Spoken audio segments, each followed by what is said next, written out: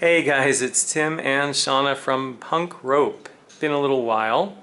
We're going to revisit a topic that we last brought to you in 2016, and it's about rotation.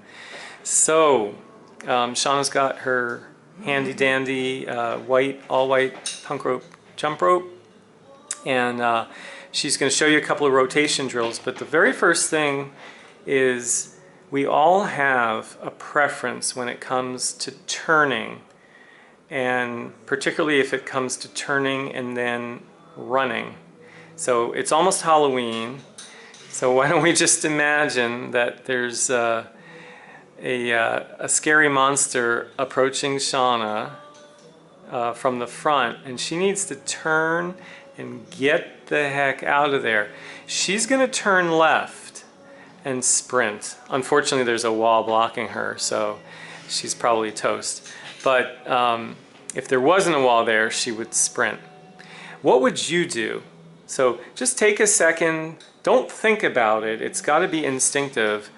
Which way would you turn? And if you play a sport that involves rotation, for example, let's say you're playing basketball and you're backing up and then you have to turn, or you're playing football and you have to turn, which direction would you go? I think that's useful information. But then we're going to get our rope, and when we're rotating with the rope, there's a number of ways you can do it. So the first possibility is no rope, right? It always can begin with no rope. Just mimicking the wrist rotation movement that you would employ while jumping rope. So here Shana's, this is called shadow jumping, and she is turning left to make a complete circle, rotating her wrists, very low jumps, good posture. Next she's going to rotate right to complete a circle. Same thing, good posture, rotating the wrists. Okay. Part two would be, if you have a wrist trainer, you could grab that. We do sell them in our shop. Or you could fold your jump rope in half, start swinging it to the side, make sure it stays parallel to your feet, and then begin your rotation. So now you have the added challenge of rotating and manipulating your rope. It's not actually so easy to do. It may catch your heel. We want to avoid that. And once you make your circle, we're going to go the other. Now we happen to have a grab bar there for resistance bands, so that's what you heard in the background. Definitely hard to rotate. Yeah, and you could see that way while spinning with the dominant hand. Exactly. Yeah, you could.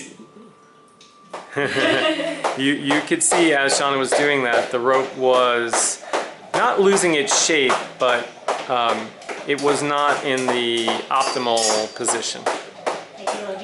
All right, so that would be step two. Now step three, you would unravel your rope. Okay, so we're going non-dominant hand there, yeah. And you saw that it got caught. I think we should call it ipsilateral. Yeah, so you could do your wrist rotation dominant, you could do your wrist rotation non-dominant, you go clockwise, you go counterclockwise, you got 4 possibilities.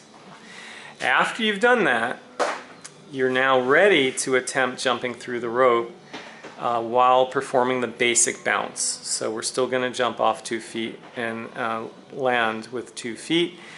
Maybe Shana will come a little bit away from the bar, and she's going to most likely initiate turning to the left. So that's going to be counterclockwise. So let's see how she does this. We're going to watch her feet, her elbows, etc. Here she goes. Nice arc of the rope. She's not trying to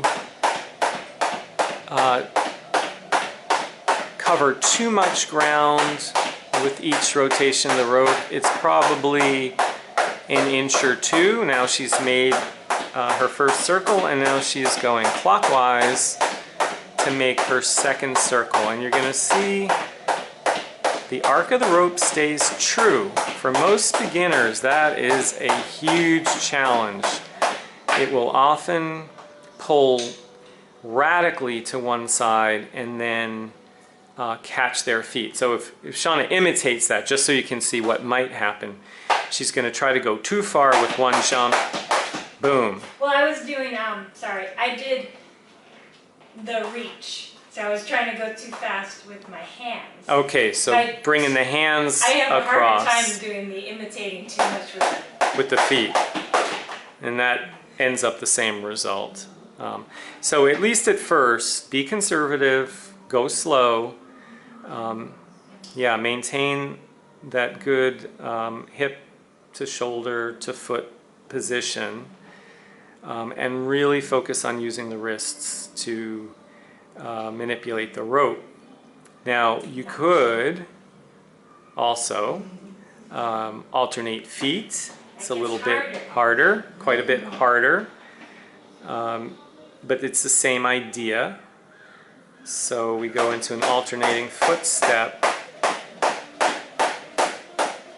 and we rotate counterclockwise. So this is great for coordination. Requires a tremendous amount of concentration. And it's also good for agility. Change of direction, even though it's a slow change of direction. But really, everything has to work in concert.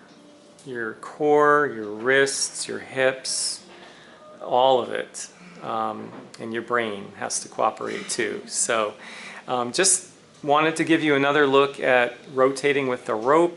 Thanks for joining us, guys. What was the reason we did it is balance, not just like, but the balance of, if you're always going this way, yeah, you get all overstrung on one side. Yeah, so it's to kind of like, active planking. Exactly, right? So when you think about it, a standing rotation is not a whole lot different than a plank that's just been made vertical.